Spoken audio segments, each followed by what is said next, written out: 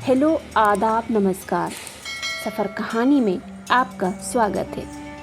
आज मैं आपको एक ऐसी जगह लेकर आई हूँ जो न सिर्फ बेहद खूबसूरत है बल्कि हमारे देश के इतिहास और संविधान का एक बहुत बड़ा हिस्सा है। आज हम बात करेंगे डॉक्टर अंबेडकर राष्ट्रीय स्मारक की। इस स्मारक की शुरुआत 21 मार्च 2016 को इसकी नींव रखकर की गई थी। करीब 2 एकड़ में फैले एक शानदार स्मारक को 13 अप्रैल 2018 को देश को समर्पित किया गया। शायद पूरी दुनिया में इस तरह का म्यूजियम आपको कहीं और देखने को नहीं मिलेगा। इस बिल्डिंग की सबसे खास बात इसका आकार है।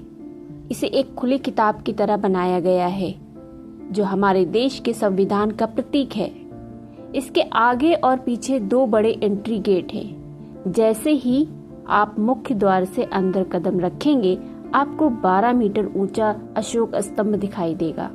यहाँ कुल 27 प्रदर्शनियां हैं जो बाबा साहब अम्बेडकर के जीवन, उनके संघर्ष और उनके व्यक्तित्व के हर पहलू को दिखाती है। यहाँ उनसे जुड़े दस्तावेज और उनके जीवन की दुर्लभ तस्वीरें मौजूद हैं। ये तस्वीरें उनके स्कूल, कॉलेज, जन्म स्थान और उनके द्वारा चलाए गए बड़े आंदोलन की याद दिलाती है। ये म्यूजियम सिर्फ पुरानी चीजों का संग्रह नहीं है बल्कि बहुत ही हाईटेक है। बड़ी बड़ी LED दीवारों पर बाबा साहब के जीवन से जुड़ी छोटी फिल्में दिखाई जाती हैं। यहाँ बच्चे बोर नहीं होंगे। उनके लिए खास इंटरैक्टिव टेबल और गेम्स हैं जहां वे सवाल जवाब के जरिए बहुत कुछ सीख सकते हैं। भारत के संविधान की जानकारी देने के लिए यहाँ मल्टी टच टेबल का प्रयोग किया गया है जो अपने आप में अनोखा है। म्यूजियम के अंदर ऐसी मूर्तियां और दृश्य हैं जो आपको इतिहास के पन्नों में ले जाएंगे। संविधान पर साइन करते हुए और संविधान सौंपते हुए दृश्य को देखकर आपको गर्व महसूस होगा। साथ ही डॉक्टर अंबेडकर का संविधान सभा में दिया गया एक मशहूर भाषण भी आपको सुनाया जाता है।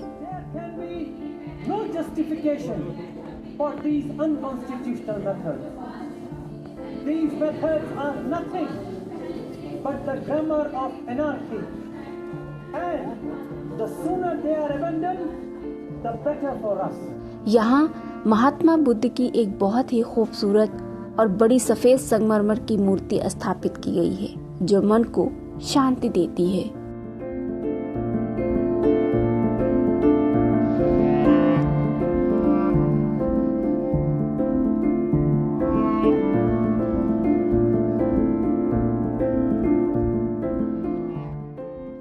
स्मारक का हर हिस्सा बहुत बारीकी से डिजाइन किया गया है।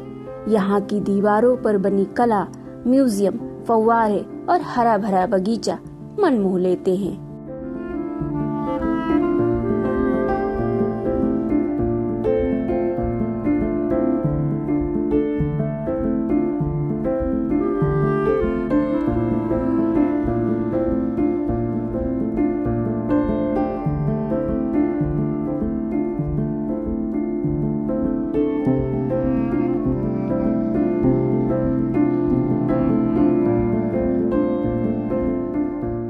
खराब मौसम और बारिश से बचाने के लिए इसके बाहरी हिस्से पर स्टेनलेस स्टील का इस्तेमाल किया गया है। यहाँ के दरवाजों को सांची स्तूप की नकल के रूप में कंप्यूटर तकनीक से बड़ी खूबसूरती से गढ़ा गया है। यहाँ के कैफेटेरिया की दीवारों पर भी आपको हिंदू और बौद्ध धर्म से जुड़ी कलाकृतियाँ देखने को मिलेंगी।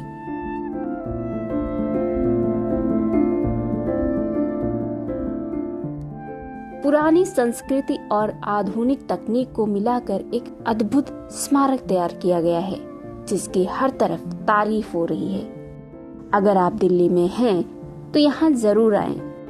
कैसा लगा आपको यह सफर कमेंट्स में जरूर बताएं और हाँ, ऐसी ही कहानियों के लिए सफर कहानी को सब्सक्राइब करना ना भूलें।